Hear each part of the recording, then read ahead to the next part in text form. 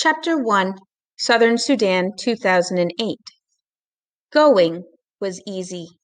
Going, the big plastic container held only air. Tall for her 11 years, Naya could switch the handle from one hand to the other, swing the container by her side, or cradle it in both arms. She could even drag it behind her, bumping it against the ground and raising a tiny cloud of dust with each step. There was little weight going. There was only heat, the sun already baking the air. Even though it was long before noon, it would take her half the morning if she didn't stop on the way. Heat, time, and thorns. Southern Sudan, 1985. Salva sat cross-legged on the bench. He kept his head turned toward the front, hands folded, back perfectly straight. Everything about him was paying attention to the teacher. Everything except his eyes and his mind. His eyes kept flicking toward the window through which he could see the road home. Just a little while longer, a few minutes more, and he would be walking on that road. The teacher droned on with the lesson about the Arabic language. Salva spoke the language of his Dinka tribe at home, but in school he learned Arabic, the official language of the Sudanese government far away to the north. 11 years old on his last birthday, Salva was a good student.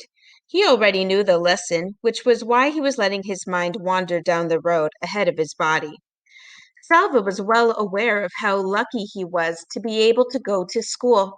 He could not attend the entire year because during the dry season his family moved away from their village.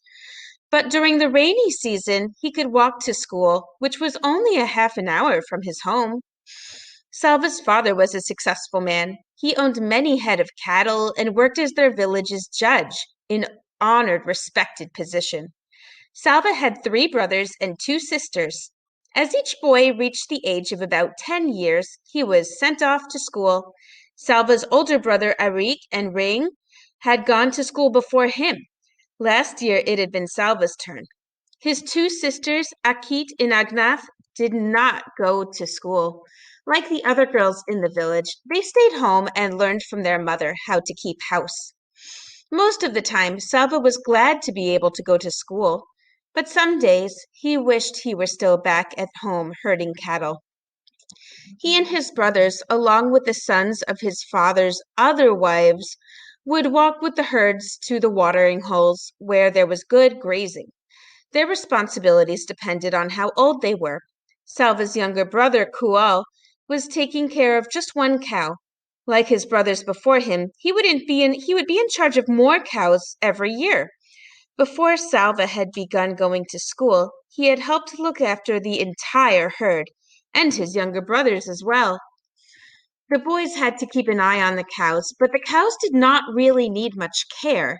That left plenty of time to play. Salva and the other boys made cows out of clay.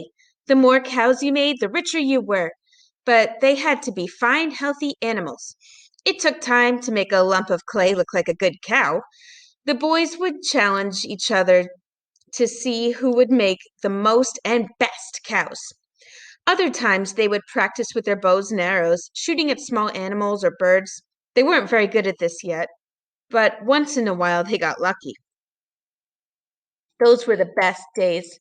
When one of them managed to kill a ground squirrel or a rabbit, a guinea hen, or a grouse, the boys' aimless play halted and there was suddenly a lot of work to do. Some of them gathered wood to build a fire. Others helped clean and dress the animal. Then they roasted it on the fire. None of this took place quietly. Salva had his own opinion on how the fire should be built and how long the meat needed to cook. So did each of the others. The fire needs to be bigger. It won't last long enough. We need more wood. No, it's big enough already. Quick, turn it over before it's ruined. The juices dripped and sizzled. A delicious smell filled the air. Finally, they couldn't wait 1 second longer. There was only enough for each boy to have a few bites, but oh, how delicious those bites were. Salva swallowed and turned his eyes back toward the teacher. He wished he hadn't recalled those times because the memories made him hungry. Milk. When he got home, he would have a bowl of fresh milk, which would keep his belly full until supper time. He knew just how it would be. His mother would rise from her work grinding meal and walking around to the side of the house that faced the road.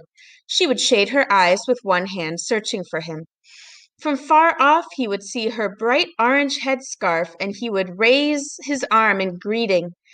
By the time he reached the house, she would have gone inside to get his bowl of milk ready for him. Crack! The noise had come from outside. Was it a gunshot or just a car backfiring? The teacher stopped talking for a moment. Every head in the room turned toward the window. Nothing. Silence.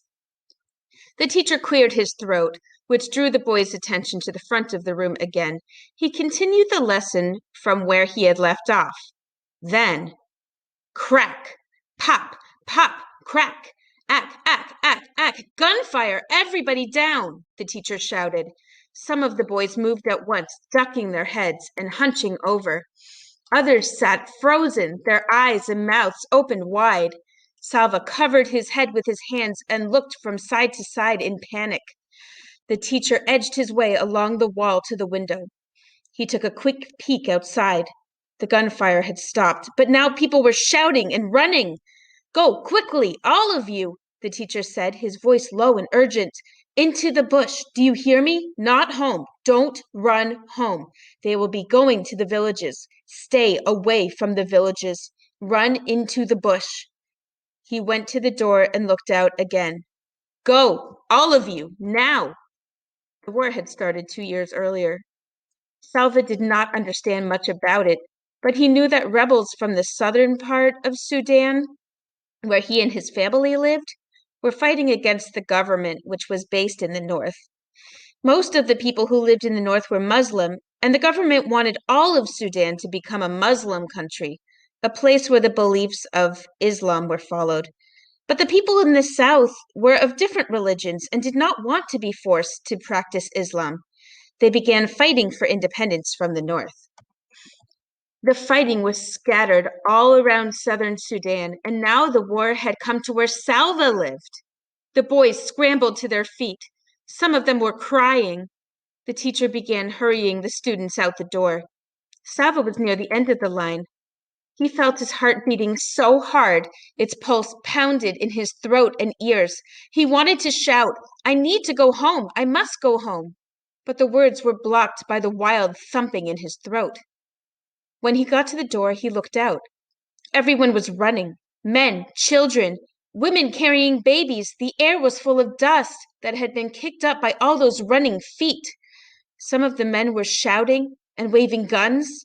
Salva saw all of this with one glance. Then he was running too, running as hard as he could into the bush, away from home.